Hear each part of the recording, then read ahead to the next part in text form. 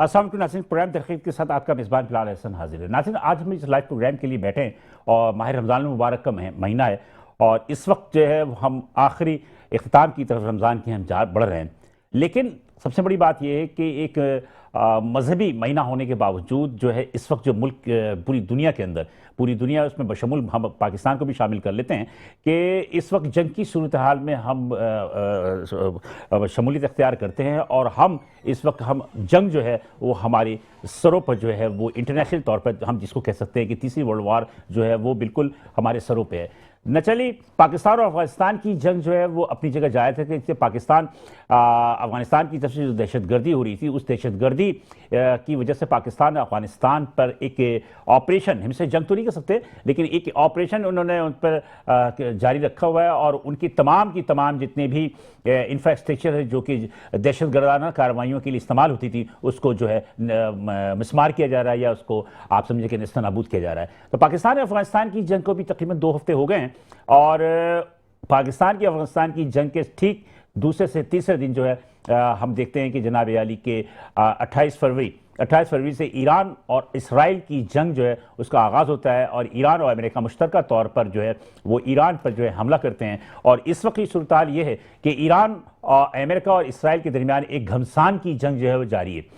गो के ईरान इस वक्त जो है वो तनहा इसराइल और अमेरिका की जो है मुकाबला कर रहा है, लेकिन एक मुसलमान होने के नाते शहादत का जज्बा रखते हुए उन्होंने जिस तरह अमेरिका और ईरान को दांत खट्टे किए हैं या उनकी जो हिकमत अमली थी उसको उन्होंने नेस्ता नाबूद किया है, उसको हम ईरान को हम सलाम करते हैं कि ईरान तनहा होते हुए भी मुस्लिम उम्मा के जितने भी ममालिक हैं वो उनकी सपोर्ट हासिल नहीं है इसके बावजूद, जबकि अमेरिका की को जितने भी इर्द गिर्द के तमाम ममालिक, जितने भी सब मुस्लिम ममालिक जिसको मशरक़ वस्ता के ममालिक कहते हैं, उनकी सपोर्ट हासिल है और वहाँ पर अमेरिकन अड्डे जो मौजूद हुई है जिसको कि ईरान हिट कर रहा है।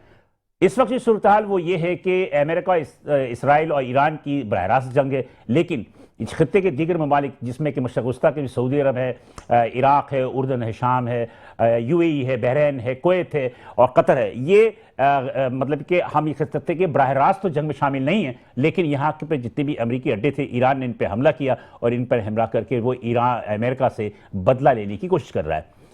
इसकी वजह से ये हुआ कि ईरान ने आबने हरमस को बंद कर दिया। आबने हरमस से तकरीबन 90% जितनी भी तिजारत होती है आबने हरमस से होती है और यहाँ से जो माल बरदार जहाज़ होते हैं वो गुजरते हैं और गुजरने के बाद दुनिया के दीगर ममालिक में पहुँच कर जो है पेट्रोल हो गया या इसके अलावा जितनी भी तजारती सामान है वो वहाँ पहुँचाते हैं। आबना हरमस की बंदिश की वजह से इस वक्त सूरत हाल ये है कि पाकिस्तान में भी और दुनिया के दीगर खित्ते के ममालिक में भी पेट्रोलियम मसनूआत की कीमत जो है उनकी अदम दस्तयाबी हो गई है। उनके जो ज़ख़ीरे होते हैं वो ज़ख़ीरा आहिस्ता आहिस्ता जो ख़त्म हो रहा है, जिसकी वजह से मुल्क में पेट्रोल की मसनूआत की जो है वो दरामदाद बंद होने की वजह से जो है मुल्क में एक इमरजेंसी नाफिज की गई है। इस इमरजेंसी की वजह से ये हुआ कि जो हमारे हुक्मरान जितने भी हैं, ये हमेशा मैं ये कहता हूं कि इनके अंदर आपस में कोऑर्डिनेशन नहीं होती। पहले तो वो कौम को जो है बड़े तसल्ली दे रहे थे कि हमारे पे वाफिर मकदार में जो है वो ज़ख़ीरा मौजूद है, तकरीबन 40 दिन का ज़ख़ीरा मौजूद है और कोई ऐसी प्रॉब्लम नहीं होगी और हम देख रहे हैं कि हम किसी और ज़रिए से सऊदी अरब से भी तेल को हम दरामद करेंगे। लेकिन यकायक हुआ ये कि कल गुज़िश्ता शब को जनाब नायब वज़ीर आज़म और वज़ीर ख़ारजा इसहाक़ डार और वज़ीर पेट्रोलियम ने मुश्तरका तौर पर एक प्रेस कॉन्फ्रेंस की और प्रेस कॉन्फ्रेंस करने के बाद फौरी तौर पर जो है 55 रुपये फ़ी लीटर डीजल और पेट्रोल की कीमतों में बढ़ा दिए, जिसकी वजह से पेट्रोल जो है 321 रुपये की हो गई और डीजल 335 रुपये का हो गया। इससे कबल जब रमज़ान के आगाज़ में भी 7 रुपये के पेट्रोल की कीमतों में इजाफा किया गया था। लिहाजा इस वक्त जो सूरत हाल है वो ये है कि पाकिस्तान इस वक्त जंग में शामिल ना होने के बावजूद जो है वो जंग की जो तपिश थी हमारे पड़ोस में ईरान में जो तपिश है या मशरक़ वस्ता में तपिश है वो पाकिस्तान तक पहुँच रही है, उसकी तपिश पाकिस्तान तक पहुँच रही है। ईरान अमेरिका इसराइल की जंग कब ख़त्म होगी इसके मुतालिक अभी पेशन गोई करना बिल्कुल ही मतलब कि मुनासिब भी नहीं है और मैं समझता हूँ कि ये कोई जानता भी नहीं है कि कब होगी। ये जानते हैं तो सिर्फ और सिर्फ जानते हैं ट्रंप साहब या इसराइल के नेतन्याहू, यही दोनों ऐसे हज़रात हैं जो जानते हैं कि कब जमने जंग बंद करनी है। लिहाजा जंग अगर तूल पकड़ती है तो पाकिस्तान के अंदर पेट्रोलियम मसनूआत की कीमतें जो है वो यकीनी तौर पर तारीख की बुलंद तरीन सतह पर पहुंच जाएगी, जबकि इस वक्त भी बुलंद तरीन सतह पर पेट्रोलियम मुस्तैद की कीमतें मौजूद है। इसके अलावा जो मुल्की सियासी सूरत है, इसमें पाकिस्तान ने अफगानिस्तान जिससे बरसे पैकार है, वहां दहशतगर्दाना कार्रवाइयां जो हो रही थी उनको नेस्तो नाबूद करने के लिए, सबूताश करने के लिए पाकिस्तान अपनी कार्रवाइयां कर रहा है। पाकिस्तान पे अफगानिस्तान पे जो है अपनी दहशतगर्दाना कार्रवाइयों के खिलाफ जो है वो कार्रवाई कर रहा है, तो दूसरी जानब ईरान और इसराइल और अमेरिका से नबरद आजमाएं। मुल्क की सूरत हाल इस वक्त बहुत ही नाजुक दौर पर खड़ी हुई है। क्या दुनिया तीसरी आलमी जंग की जनब बढ़ रही है? ये बहुत बड़ा सवाल है। आज हम इसी को मौजूद बहस बनाते हुए अपनी गुफ्तगू जो है इसी पर मुहित रखेंगे और कोशिश करेंगे कि मखसूस वक्त पर जो है हम मुल्क की बैनुल-अक़वामी सतह पर जितने भी वाक़यात हो रहे हैं उसके हवाले से जो है हम आपको अपने मेहमानों की नुक्ता नज़र से आगाह कर सकें। जब मैं आपको इंट्रो दे रहा था, इसी दरमियान मेरे दूसरे मेहमान जनाब जो मेहमान हैं हमारे, उनसे मैं आपको तारुफ करा दूं कि जनाब मेरे आज पहले मेहमान हैं जनाब मलिक खुदा बख्श साहब। मलिक खुदा बख्श साहब जो हैं ये सीनियर एडवाइजर टू चेयरमैन हैं, इसके अलावा सीनियर रहनुमा भी हैं ये CNG एंड पेट्रोल के। थैंक यू मलिक खुदा बख्श फॉर कमिंग। Thank you. और मेरे दूसरे मेहमान हैं जनाब सरदार सुहेल साहब। सरदार सुहेल साहब जो है रहनुमा हैं PMLN सिंध के, ये सीनियर रहनुमा है और चूंकि हुकूमत इनकी है वफाक में, तो जिम्मेदारी तो इन पर ही होती है कि बहुत सारी चीज़ों के जवाब ये दें। तो हम दोनों हजरात का बहुत शुक्रिया सर के यहाँ तशरीफ़ लेकर आए। और सबसे पहले मैं मलिक खुदा बख्श की तरफ बढ़ूंगा। सर, क्या सूरत हाल है मुल्क में पेट्रोलियम मुस्तैद के खास तौर पर, इसलिए कि आपके जो मखसूस जो आपका शोबा है वो यही है। टू बी वेरी फ्रैंक, सच ये है कि जो पैनिक क्रिएट हुआ है वेरी अनफॉर्चुनेट है, ये होना नहीं चाहिए था, क्योंकि गवर्नमेंट ने काफ़ी दफ़ा ये यकीन दहानी कराई कि हमारे पास 20-25 दिन का, बल्कि 40 दिन की जो बात कर रहे हैं, मैं वो बताता हूँ कैसे 40 बनते हैं। 25 दिन का स्टॉक इनके पास, उन्होंने कहा हमारे पास मौजूद है। तो उसके बाद एक स्ट्रेटेजिक कमेटी की मीटिंग बनी जिसमें हाई लेवल के लोग और हेड कर रहे हैं उसको फाइनेंस मिनिस्टर, और 19 लोगों की एक कमेटी है। उस कमेटी में ये फैसला हुआ कि जो आउटसोर्स सप्लाई है, आउटसोर्स सप्लाई में उसके बिल्डर हैं वो डीजल लेते हैं, कोई और फैक्ट्री वाले हैं वो डीजल लेते हैं, नट पेट्रोल पंप की सप्लाई नहीं है, नोजल सप्लाई की बात नहीं हो रही है। आउटसोर्स जो है, इस कमेटी ने फैसला किया कि उस आउटसोर्स को कट डाउन कर दो इन क्राइसिस की वजह से। इलेक्ट्रिक लेती है, डायरेक्ट लेती है, पावर लेती है, रेलवे लेती है, उसको आउटसोर्स कर दो, उसको ना दो और पेट्रोल पंपों को दो, ताकि आवाम को सहूलत मिले। उसमें से तकरीबन कैलकुलेशन जो हुई तो वो जो 25 दिन के पीरियड था वो 29 दिन तक बढ़ गया, 6 दिन और बढ़ गए, उसमें 5 दिन और बढ़ गए, क्योंकि वो सप्लाई का जो हुजम है वो कम होके इधर ऐड कर दिया उन्होंने। तो ये तसल्ली हो गई कि जी हमारे पास 27-28 दिन का पेट्रोल है।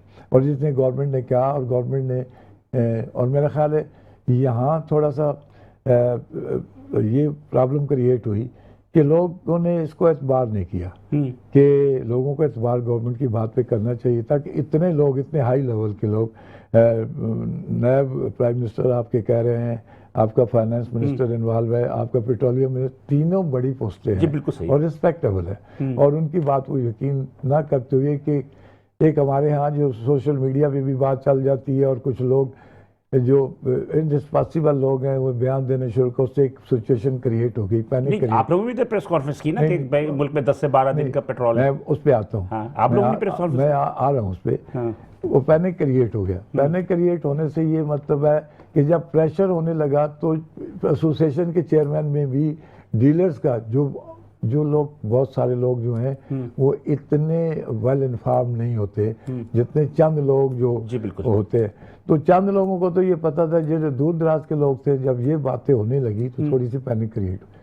फिर एक उस पर सोने के सुहागा ये आ गया कि गवर्नमेंट ने कहा कि जी हमने एक अप्रूव कर दिया है कि 15 दिन के बजाय 7 दिन के बाद हम एस्टिमेट करेंगे। ये गवर्नमेंट के ओगरा ने उनको कहा था कि ओगरा ने एक तजवीज़ दी थी प्राइम मिनिस्टर को, तजवीज़ दी, ओगरा ने तजवीज़ दी और सोगरा को कमेटी ने इसको अप्रूव कर लिया। जब अप्रूव हो गई तो उसमें क्या हुआ कि 7 दिन के बजाय वो 6 दिन में अनाउंस हो गई। बिल्कुल, उसका 1 दिन के अनाउंस होने से, देखिए हर पेट्रोल स्टेशन वाला प्लान करता है अपने एक कानूनी तौर पे 3 दिन का स्टॉक उसको होना चाहिए as per OGRA rule and procedure. ठीक है कि उसके पास 3 दिन का, और as per rule and procedure oil marketing company जो उनके पास 20 दिन का स्टॉक होना चाहिए। ये रूल है, ये प्रोसीजर है ये they have to do it.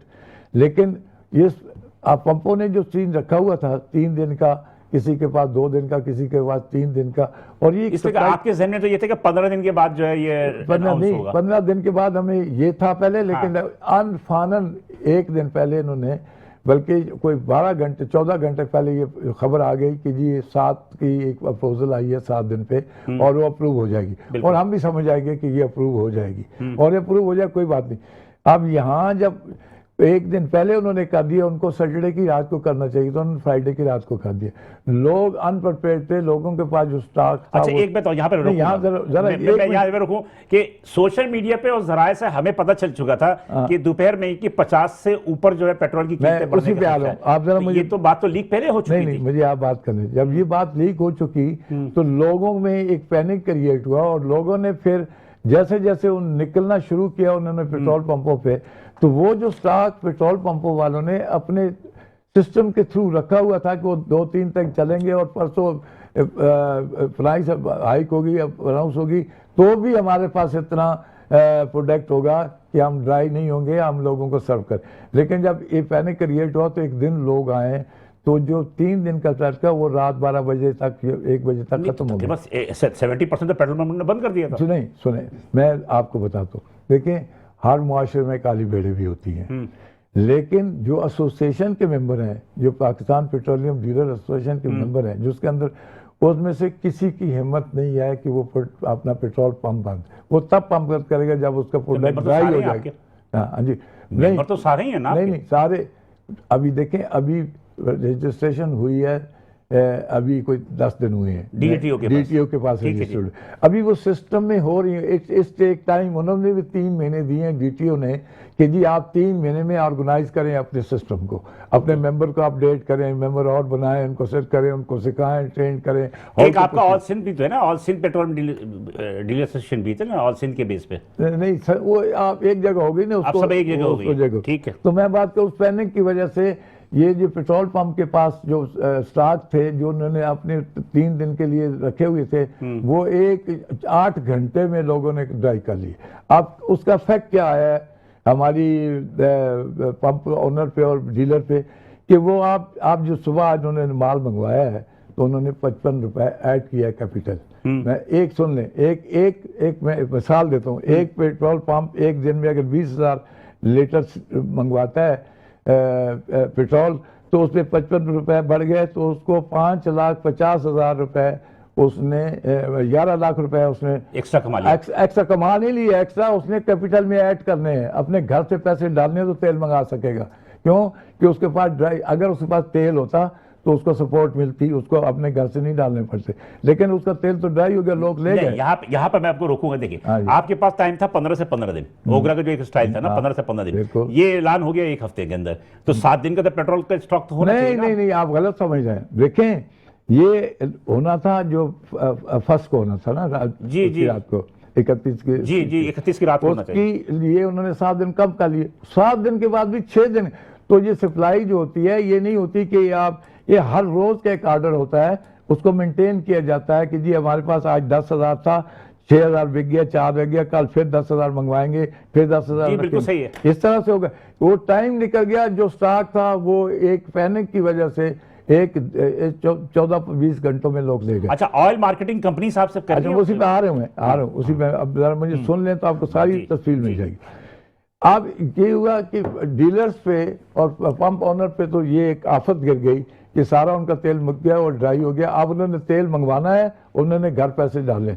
अब अगर एक पेट्रोल पंप पे आपने 20,000 डीजल मंगवाना है, 10,000 डीजल मंगवाना है, 20,000 सुपर मंगवाना है और 10,000, इस पे पड़ते 22 लाख रुपए। अब 22 लाख रुपए आदमी वो घर से डालेगा, किसी पास है नहीं, एक प्रॉब्लम क्रिएट होगी। अच्छा, आप दूसरी बात है कि ऑयल मार्केटिंग कंपनी के पास स्टॉक था। ये जो स्टॉक आप गवर्नमेंट अनाउंस कर रही है, एक गवर्नमेंट के ऑयल मार्केटिंग कंपनी से मैं बता दूं कि उसका मुराद जो है पीएसओ है, सारी कंपनी है, सारी कंपनी टोटल है, जितनी भी कंपनी है, सारी company oil marketing company 42 company है इस वक्त, जिनके पास छोटे बड़े मिटा के 42 जिनके पास लाइसेंस है इस वक्त ओगरा का, वो 42 कंपनी है। बिल्कुल, उन 42 में 5-6 बड़ी हैं, बाकी छोटी हैं। बात यह है कि जिसके पास जिस ऑयल मार्केटिंग कंपनी, मैं कोई शिकायत नहीं कर रहा, जिस ऑयल मार्केटिंग कंपनी के पास जितना माल था उसने तो पुरानी प्राइस पे खरीदा हुआ जी है। बिल्कुल। और उसने आज जो बेचा है वो नई प्राइस पे बेचा है। पुरानी हाँ, होना ये चाहिए था कि गवर्नमेंट को के पास सारा डाटा है, गवर्नमेंट के पास ये भी डाटा है कि उनके पास कितना स्टॉक है और हर पेट्रोल पंप के पास कितना स्टॉक है टुडे। 3 दिन से इस क्राइसिस जब शुरू हुआ है तो 3 दिन से गवर्नमेंट सब डाटा ले रही है, हमारे पंपों पे भी ले रही है और ऑयल मार्केटिंग को खुद दे। अब ये उनको तो बहुत फायदा हो गया ऑयल मार्केटिंग, जिनके पास तेल, मैं किसी का नाम नहीं लेना चाहता, जिनके पास स्टॉक था उन्होंने तो अरबों रुपए कमा लिए। और जो पेट्रोल पंप के मालकान थे और डीलर थे वो तो इस मामले में जो आप कह रहे हैं चंदकारी भेड़े हैं जिन्होंने पंप बंद कर दिए, जिनके पास नहीं, उन पर गवर्नमेंट एक्शन कर रही है। और एसोसिएशन ने कह दिया है कि सर जिन्होंने ये काम किया है उनके खिलाफ एक्शन दे जो कानून के मुताबिक है। आपके पास डाटा है कि जिन्होंने बंद किया? नहीं, हमारे पास वो तो गवर्नमेंट के पास है, हमारे पास नहीं है। तो बात यह है कि गवर्नमेंट ने अपने डीसी ईसी सब की टीमें उन्होंने बना दी है, वो ले रहे हैं, हर पंप पे जा रहे हैं, पूछ रहे हैं, उनके पास डाटा है। हमने उनको कह दिया है कि जी एसोसिएशन का चेयरमैन डिसिप्लिन है, उसका निज़ाम डिसिप्लिन है, वो कोई हम उस आदमी की हमारे मेंबर में वो कोई मेंबर नहीं बन रह सकता, अगर कोई गलत काम करता है उसको उसी वक्त शट आउट कर दिया जाता है। इसलिए हमारे सिस्टम में हमारा नुकसान ये हुआ है कि अगर ये तरीके से करते तो हमारे पास स्टॉक होता, हमें घर से पैसे नहीं डालने पड़ते। हर आदमी को अब इस वक्त प्रॉब्लम में है, घर किसी के पास पैसे हैं कि कोई बैंक चलेगा, आज छुट्टी है, आज बैंक बंद है, कोई बैंक एक ब्रांच खुली होती है, अब संडे कल फिर बंद है। ऑनलाइन होता है ना साहब, लोगों को प्रॉब्लम बैंक बंद भी तो क्या ऑनलाइन तो होता है? ऑनलाइन तब होता है कि आप बैंक से ट्रांजैक्शन करें तो आप जब बैंक में पैसे हैं आप मुझे देना चाहते हैं, बैंक नहीं खुला तो कैसे देंगे? नहीं दे सकते। ईदी पैसा वगैरह की होती है, छोटी अमाउंट होती है, ये करोड़ों रुपए की। मतलब ये है कि आप ये कह रहे हैं कि पेट्रोल पंप जो मालकान है वो बेगुनाह है, बेकसूर है। मैं बिल्कुल ये कह रहा हूँ, वो लोग जो जिनका जिक्र आप कर रहे हैं कि उन्होंने बंद कर दिए, उन्होंने नहीं चलाया, उनकी मैं जिक्र नहीं कर रहा, उनके खिलाफ एक्शन होना चाहिए। आप भी एग्री हैं? बिल्कुल 100% बिल्कुल बिल्कुल। और जिन लोगों ने बहुत सारे पेट्रोल पंप ने ब्लैक भी हुआ है, देखिए गवर्नमेंट एक्शन ले रही है ना जिन्होंने ये काम किया। अच्छा, जो लोगों ने अपना पेट्रोल बेचा है, अपने कस्टमर को सप्लाई दी है, टिल जब तक वो ड्राई नहीं हुए, वो ड्राई हो गए, उनके पास अब जो तेल मंगाना है, मैं ये कहूँगा गवर्नमेंट से कि इस डाटे को भी देखें और इन लोगों को ये कोई ऐसा सिस्टम बनाए कि उनके पास तो पुराना तेल है ऑयल मार्केटिंग कंपनी के पास, उनको तो कोई मुसीबत नहीं है। ठीक है सर, ये बड़ा जेन्युइन पॉइंट है। ठीक है सरदार साहब, आपकी हुकूमत है, ये जो शिकायतें कर रहे हैं, ये कैसे हुकूमत चला रहे हैं आप लोग? देखिए जी, सबसे पहले मैं आपको बताऊं कि कोई भी हुकूमत वो खुशी से इस तरह के इकदाम नहीं उठाती। प्लानिंग तो होती है भाई, को मनसूबाबंदी तो होती है ना सर, उसी तरफ आता खुशी से नहीं करती, मनसूबाबंदी की तरफ ही आ रहा हूं। कोई भी अवामी हुकूमत या सियासी हुकूमत वो कभी भी ये नहीं चाहती कि वो किसी भी किस्म का बोझ अवाम पे डाले। आपको पता है कि इस टाइम मुल्क में बहुत इंतहाई नाजुक सूरत हाल है। वो तो गुज़श्ता 78 साल से नहीं, अब जो जंगी माहौल जो बन गया, आपके आसपास एक बड़ी जंग के खतरे मंडला रहे हैं। जी। आप इसको छोटी जंग ना समझे, आलमी जंग का खतरा है ये एक बड़ी जंग के खतरा जो है ना आपके सर पे मंडला रहा है, और आप खुद भी हालत जंग में हैं। बिल्कुल, आप ऑलरेडी यहाँ जंग कर रहे हैं, एक तरफ अफगानियों के साथ, दूसरी तरफ आपको इंडिया को भी मुंह दे रहे हैं। तो इस टाइम जो मुल्क में जो हालात हैं एनर्जी के, आपको पता है कि आपके पास ऑयल की कैपेसिटी बहुत कम है। अच्छा, ये जो अचानक जो रेट्स बढ़ाए गए हैं, इसमें बेसिकली अगर ये रेट ना बढ़ाते, इनको 3-4 दिन या 5 दिन का टाइम दे दिया जाता, तो ये जो क्राइसिस आने थे वो बहुत जल्दी आ जाते। क्यों? हमारी कौम बेसब्री है, खास तौर पे यहाँ पे जो जखीरा अंदोज है ना, उन्होंने क्या करना था कि ये जो 25 दिन वाला स्टॉक है ये 1 हफ्ते के अंदर ही खत्म कर देना था, 100% जखीरा करके। बिल्कुल, और रेट भी वो अपनी मर्जी के बढ़ाते। बिल्कुल, ये मैं आपको लिख के दे रहा हूँ कि यही होना था। इस खदशे के मद्देनजर हुकूमत ने यह फैसला किया कि इस प्राइस को थोड़ा बढ़ाया जाए ताकि इसका जो इस्तेमाल है वो कम किया जा सके। अगर चीज कोई सस्ती होगी तो उसका इस्तेमाल ज्यादा होगा। बिल्कुल सही कर रहे हैं। और लोग फालतू खर्ची करेंगे, बल्कि स्टॉक भी करेंगे। लाजमी स्टॉक तो लाजमी होना था। उस स्टॉक के खदशे से आपके मुल्क में एकदम से बुरान आ जाना था एनर्जी का। उस खदशे को मद्देनजर रखते हुए हुकूमत ने पेट्रोलियम की प्राइसेस को फिलहाल बढ़ाया ताकि एक तो इस्तेमाल कम हो जाए, और दूसरा जो है ना जखीरा अंदोजी हमारे मुल्क में जो है ना उस पर कंट्रोल किया जा सके। ये उस वजह से हुआ है, और ये बड़ा मुश्किल फैसला है।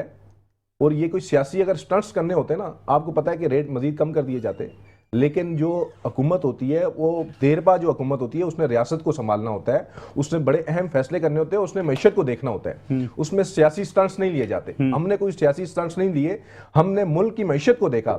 वरना क्या होता अगर हम ये फैसला ना लेते तो आज से 2 साल पहले की जो सूरत हाल थी इस मुल्क के अंदर वही सूरत हाल दोबारा आ जाती और अभी आने वाला वक्त मजीद मुश्किलात का है। इससे अच्छा ये जो लोग सियासी एक बयानियां बना रहे हैं सोशल मीडिया पे, ये वो सियासी लोग हैं जो कहते थे कि जी पाकिस्तान को तो डायरेक्टली जंग करनी चाहिए, ईरान पे हमला हुआ तो पाकिस्तान जवाब क्यों नहीं दे रहा। तो ये उनको ये बताना था कि ये सिर्फ आपके पड़ोस में जंग आई है तो ये आप पे ये मुश्किलात आ रही हैं, ये उसके असरात आ रहे हैं। अगर आप डायरेक्टली जंग में कूदते, डायरेक्टली आप जंग करते तो फिर आप कैसे सरवाइव करते।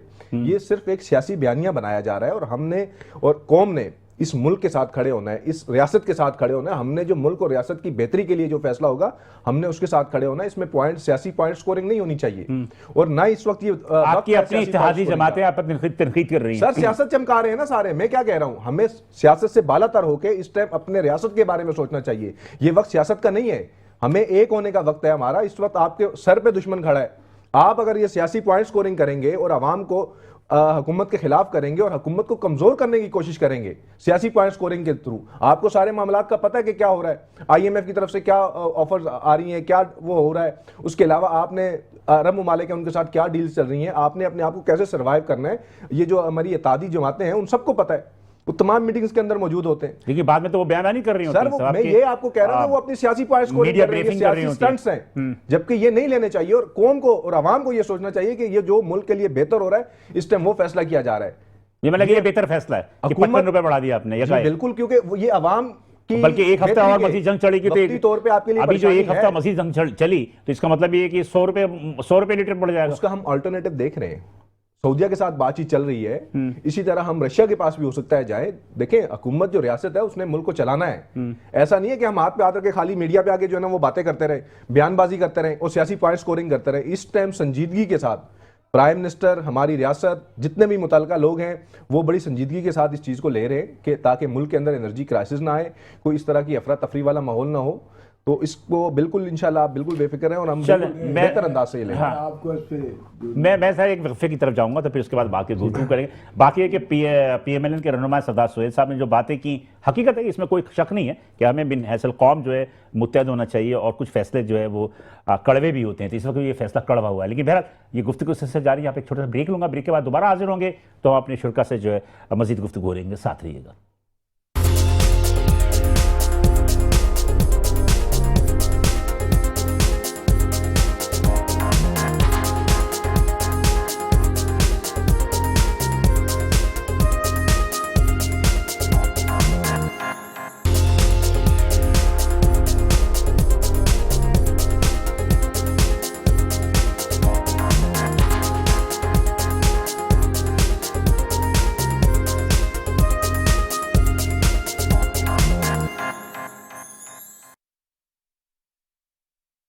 प्रोग्राम दरख़त में आपके दोबारा हाजिर हैं और वक्फे में जाने से कबल मलक खुदा बख्श साहब जो कि सीनियर एडवाइजर टू चेयरमैन हैं हमारे पाकिस्तान पेट्रोलियम डीलर एसोसिएशन के, इसके अलावा मेरे साथ सरदार सोहेल साहब रहनुमा पीएलएमएन भी मौजूद थे। जो गुफ्तगू पेट्रोल पंप पे सूरत नॉर्मल है, ऐसी कोई सूरत नहीं, लेकिन जो पेट्रोल बढ़ने से पहले सबने जो है इसको मुनाफा कमाने के लिए किया।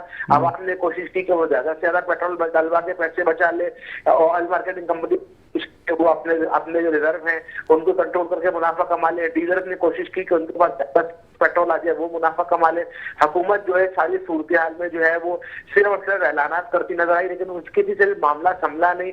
कल रात को पूरे मुल्क में कराची से लेकर केपी तक तमाम पेट्रोल पंपों में लोगों की लंबी कतारें लगी हुई थी।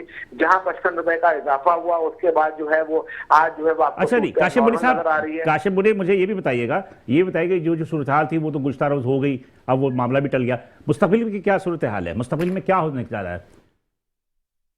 देखिए बात सिंपल आसान ये है कि अगर ये मशरक़ वस्ता की जंग बढ़ती है तो अगले हफ्ते भी आपको यही सूरत हाल जो है जो सूरत नजर आई है, यही सूरत आपको अगले हफ्ते भी नजर आएगी, क्योंकि पेट्रोल और डीजल की कीमतों में और इजाफा होना है। एक दिन पहले लोग फिर लंबी कतारों में खड़े हुए होंगे, ऑयल मार्केटिंग कंपनीज जो है वो फिर वही सूरत हाल करेंगी, क्योंकि पेट्रोल की इस वक्त तो शॉर्टेज नहीं है। यानी आपके मुल्क में जो सप्लाई है, जो आपके मुल्क में रिजर्व है, वो उस कदर है कि वो आराम से 26 से 28 दिन तक का रिजर्व निकाल सकते हैं। पीछे से ऑयल भी आ रहा है। ये है कि 55 रुपए इजाफा कल हो चुका है और अगले हफ्ते भी अगर इतना ही होता है तो बाइंग पावर नहीं है। और इस सारी सूरत से ना सिर्फ किरायों में इजाफा होगा, बिजली की कीमतों में इजाफा होगा, तमाम जो चीजें अशिया खुर्दनोश की कीमतें बढ़ेंगी। नहीं, मुझे तुमसे आपसे ये पूछना है कि क्या ऑयल मार्केटिंग कंपनीज हुकूमत के कंट्रोल में नहीं है, या वो ओगरा की या हुकूमती अराकीन की बातों पे अमल दरामद नहीं करते? तमाम जोर जो है वो हुकूमत का पेट्रोल पंप डीलर्स एसोसिएशन पे ही चलता है, ऑयल मार्केटिंग कंपनीज पे उनका जोर नहीं चलता। क्या कहेंगे आप? हुकूमत कोशिश कर ले, हुकूमत इनका फॉरेंसिक ऑडिट करा ले कि हुकूमत जो है वो ओगरा के जरिए से फॉरेंसिक ऑडिट करा ले कि इनके पास जो है वो गुज़श्ता 4 दिन पहले कितना इनके पास सप्लाई थी, उन्होंने किस तरह जो है वो जो राशनिंग का नाम पर कोटे के बाद जो सप्लाई करना शुरू की। ये जिम्मेदारी तो ओगरा की और हुकूमत की है, वजारत पेट्रोलियम की है कि हर दफा ये क्यों मामला होता है। इस सारे मामले में सिर्फ डीलर्स को जिम्मेदार ठहराना कतई जो है वो इसमें ऑयल मार्केटिंग कंपनीज का भी बहुत बड़ा किरदार होता है। और हुकूमत कोशिश कर ले और इन ऑयल मार्केटिंग कंपनीज के हवाले से जो है वो फॉरेंसिक ऑडिट करें, लेकिन आपको सिर्फ ऐलानात नजर आएंगे, हकीकी तौर पे कुछ होता हुआ दिखाई नहीं देगा। अच्छा, आप ये कह रहे कि अभी जैसे मलिक मुताबिश कह रहे थे कि कुछ और भी जो आपके रूस से भी जो है वो तेल की दरामद की कोशिश की जा रही है, तो एज ए इकोनॉमिक रिपोर्टर आप क्या समझते हैं? रूस से तो क्रूड ऑयल आएगा, तो क्या आप क्रूड ऑयल जब आएगा तो वो आपकी रिफाइनरी भी उसको रिफाइन करने में टाइम लगाएंगी? क्या आपके पास इतनी कैपेसिटी है कि आप रूस की जो क्रूड ऑयल है उसको आप रिफाइनरी कर सके? मतलब ये कि बहुत आसानी तरीके से मैं बता सकता हूँ। एक मिनट, जो रशियन क्रूड पहले भी आया है, असल मसला मुल्क में स्टोरेज या इसकी तरसील है। इस वक्त मुल्क में ऐसे सूरत नहीं है कि आपके पास को ऑयल की शॉर्टेज है। आपके पास अगर शॉर्टेज है तो वो एलएनजी की है। आपके पास एलएनजी की दरामद बंद हो गई है। आप अंदाजा लगा लेंगे तो अगर शहर का आपको कराची के अंदर रहते हैं, अब सिर्फ 2 टाइम पे आपको गैस मिल रही है। तो असल मसला ऑयल जो फ्यूल शॉर्टेज है वो नहीं है, असल मसला था कमाई का। मैंने आपको बता दिया, आने वाले दिनों में भी अगर अगले हफ्ता या उससे अगले हफ्ता हमें कहीं मुल्क में शॉर्टेज होती दिखाई नहीं दे रही, सिर्फ मुनाफाखोरी होगी। मुनाफे के हसूल के लिए ये तमाम जो एक्सरसाइज आपने गुज़श्ता रात अपने कैमरों में दिखाई है, वो अगले हफ्ते आप मेरा प्रोग्राम रिकॉर्ड कर लें, इसको महफूज कर लें। अगर मशरक़ वस्ता की सूरत हाल यही रही और कीमतें बढ़ी रही तो अगले हफ्ते सेम सूरत हाल होगी। वही पंपों में लंबी लंबी तवील कतारें लगी हुई होंगी, लोगों को पेट्रोल नहीं मिल रहा होगा। हो सकता है इससे भी ज्यादा बुरी सूरत हाल हो, क्योंकि लोगों ने जब 55 रुपए का इजाफा कल देखा तो अगले हफ्ते लोगों को खदशा होगा कि फिर इतना ना बढ़ जाए, तो लोग जल्दी पेट्रोल डलवाएंगे।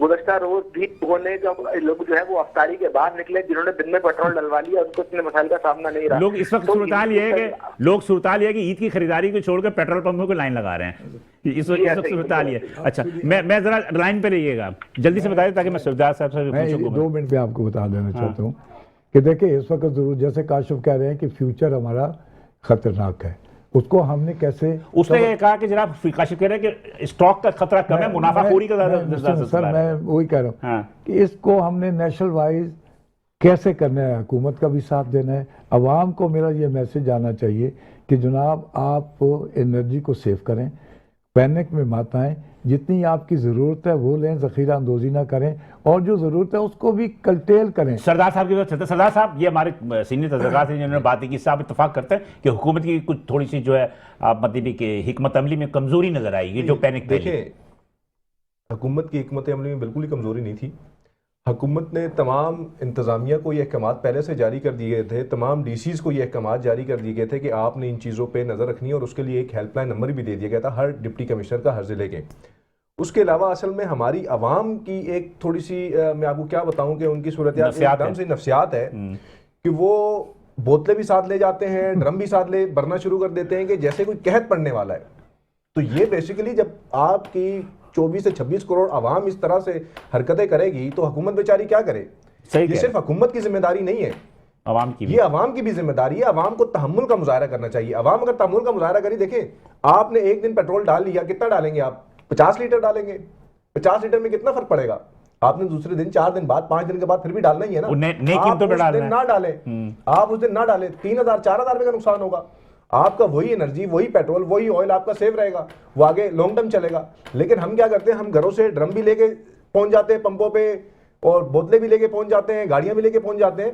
तो अवाम को भी सब्र और तहम्मुल का मुजाहरा करना चाहिए। बाकी अवाम को हौसला रखना चाहिए, सब्र से काम ले इंशाल्लाह। जो कितने सब्र करेगी? 78 वर्ष से तो सब्र ही कर रही है हुकूमत। तो हम कर रहे हैं ना, एक आवाम कर रहे हैं 78 वर्ष से यार। आप क्या है, आपकी ये बात हुकूमत हो, खत्म करें तो मैं पीपल्स पार्टी की हुकूमत एक हो। सजेशन देना चाहता हूँ कि जो आने वाली सूरत हाल है, जैसे काशिफ ने कहा, आप भी कह रहे हैं कि अगर सूरत आ रही तो फिर तेल की कीमत बढ़ेगी और जब वो बढ़ेगी तो अनकंट्रोलेबल हो गई, बहुत सारी चीज़ों को अफेक्ट होगी।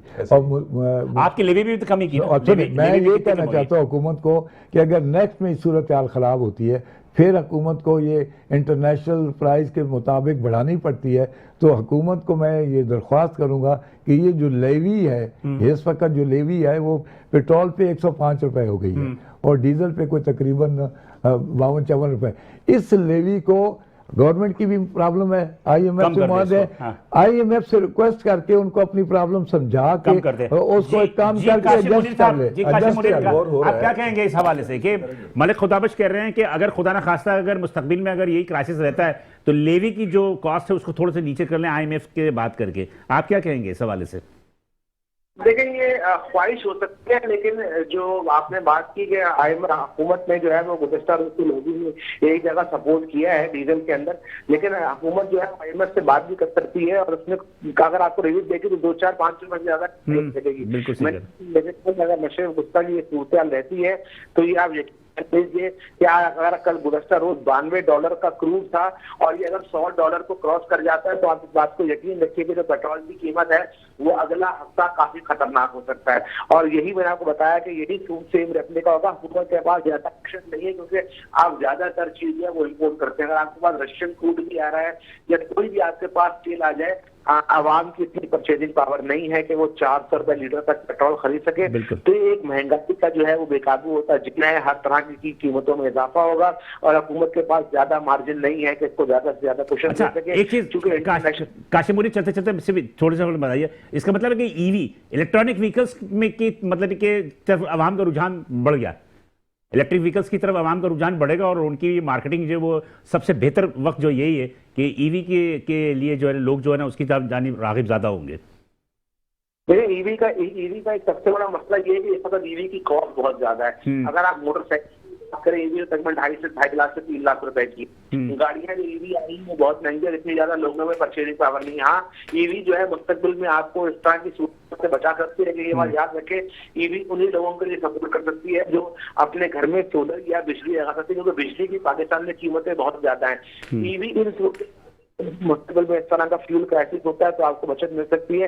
अदरवाइज जो आप देखें पूरी दुनिया में ये सारा ईवी जो है वो तेजी से फैल रहा है और आने वाले सालों में पाकिस्तान में भी जो है वो 2 व्हीलर पे उम्मीद कर रहे हैं कि जल्द जो है इसका जो है वो इस्तेमाल बढ़ जाएगा, लेकिन 4 व्हीलर के हवाले से अभी पाकिस्तान में काफी टाइम लगता है। चलिए ठीक है, बहुत शुक्रिया काशिफ मुर्नी साहब। ये काशिफ मुर्नी साहब थे, जनरल सेक्रेटरी थी सीज के यानी council of economic and energy journalist के। इनकी जो गुफ्तगू थी उनकी गुफ्तगू आपने सुनी। मलिक साहब, आप क्या कहते हैं कि ये जो किल्लत अगर बरकरार रही तो मुझे एक चीज तो बता दीजिए कि पाकिस्तान के अंदर टोटल कितना पेट्रोल जो है आप इंपोर्ट करते हैं पर मंथ या पर डे? देखिए, बड़ी अच्छा सवाल है।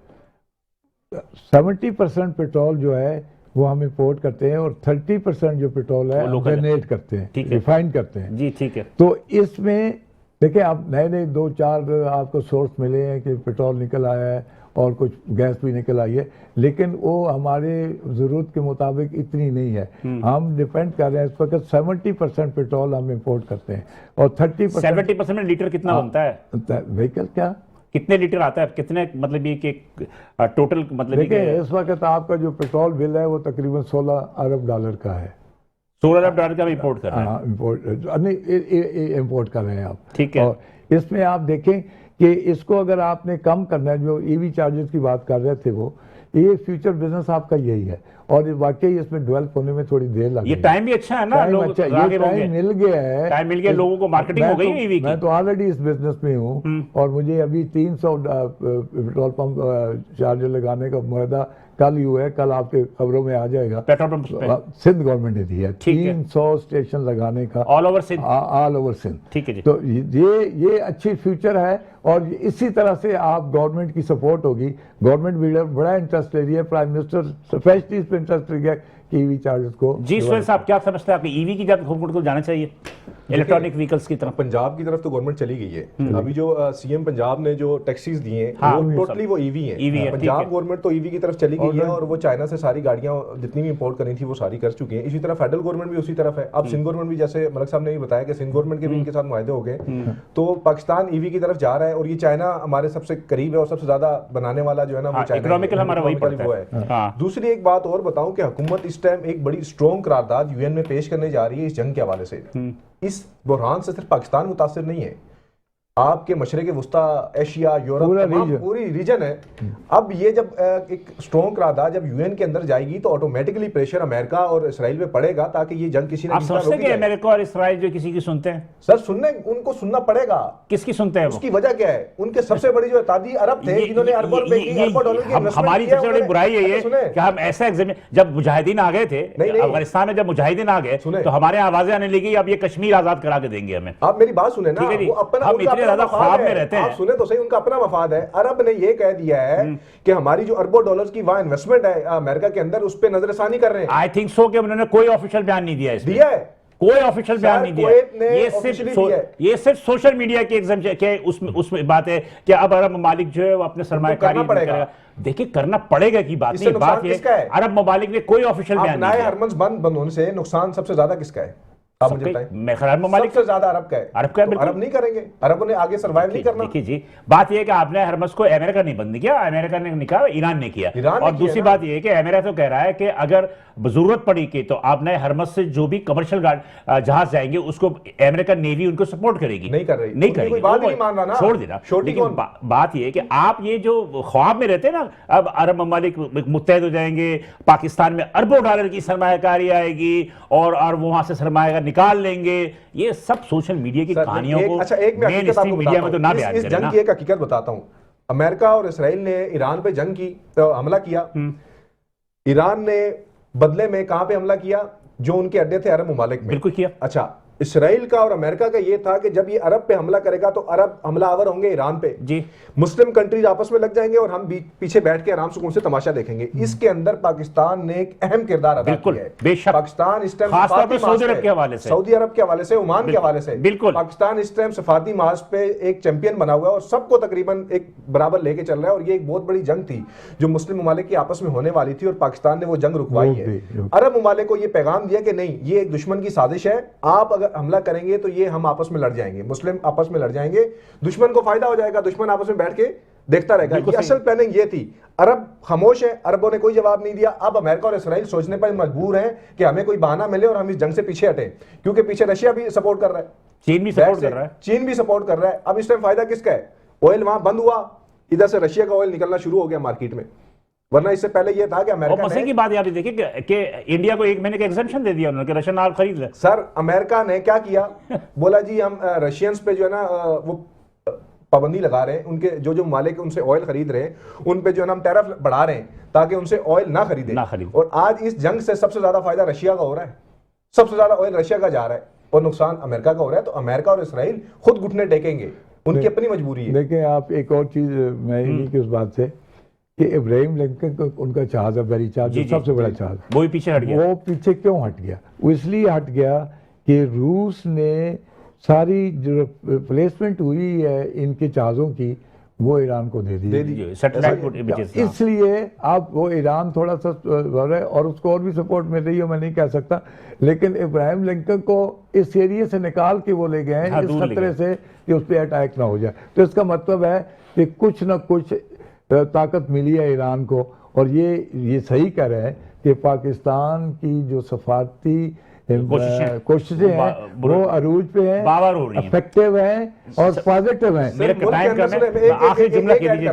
मुल्क के अंदर एक पैनिक फैलाया जा रहा है। कुछ इंतशारी हैं जो सोशल मीडिया पे बैठ के जो है ना फौज पे और मुल्क के ऊपर तनकीद करते हैं इस वजह से कि जी पाकिस्तान को फौरन जंग में जी, कूद जाना जी, चाहिए। जी। पाकिस्तान देखिए हर मुल्क अपनी जंग खुद लड़ता है, बिल्कुल सही कह रहे हैं, बैक सपोर्ट हर तरह से होती है और हमारी रियासत हमेशा से करती आ रही है, बिल्कुल। चाहे वो उनका यूरेनियम का मामला हो, उनका एटमी प्रोग्राम जी, हो, बिल्कुल। उनकी जंग का हो, पाकिस्तान ने हमेशा से उनको सपोर्ट किया ईरान को और करता है, जबकि ईरान की तरफ से हमें कलभूषण और BLA दी गई है जी, और जी, BLF जी, दी जी, गई है, ये- लेकिन हमने हमेशा से सपोर्ट किया सपोर्ट ईरान किया, को। हमेशा हम सपोर्ट। डायरेक्ट कूद नहीं सकते, लेकिन हमने हर जगह ईरान को प्रोटेक्ट किया है। इसमें अपना भी मफाद है ना कि इसराइल आके ना बैठ जाए ना, हमारी सर, सरहद हम इसराइल प्रोटेक्ट से ना कर रहे बैठ हैं जाए ना, तो ये ये जो पाकिस्तान की इंतशारी सरहद है वो इस रियासत पे, इस हमें फौज अपना भी पे और इस मफाद है हुकूमत पे हमारा। इंशाल्लाह भरोसा रखें, बेहतर होगा। चले जी, थैंक यू दोनों का बहुत शुक्रिया कि यहाँ तशरीफ लेकर आए और गुफ्तगू की। बात सिंपल सही है कि हम ये चाह रहे थे कि एक लाइट मूड में जो हुकूमत पाकिस्तान ने जो भी फैसले किए हैं पेट्रोल मसनूआत के हवाले से या ईरान और इसराइल अमेरिका की जंग के हवाले से या पाकिस्तान अफगानिस्तान के हवाले से, उसको हमें सपोर्ट करना चाहिए। जैसा सरदार सोहेल साहब ने मलिक खुदाबख्श से बात की कि हमें एका होगा आपस में तो यकीनी तौर पर हम दुश्मन पर फतह हासिल कर सकते हैं। और मैं उम्मीद करता हूँ कि हमारे अवाम थोड़ा सा सब्र का मुजाहरा करेंगे और थोड़ा सब्र शुक्र के साथ ज़िंदगी गुजारेंगे। और चलते चलते फिर दोबारा मैं यही कहूँगा कि पाकिस्तान जिंदाबाद, पाकिस्तान जिंदाबाद था, पाकिस्तान जिंदाबाद है और पाकिस्तान जिंदाबाद रहेगा। इंशाल्लाह अगले हफ्ते आपसे इसी दिन इसी वक्त दोबारा आपसे मुलाकात होगी। अल्लाह हाफ़िज़।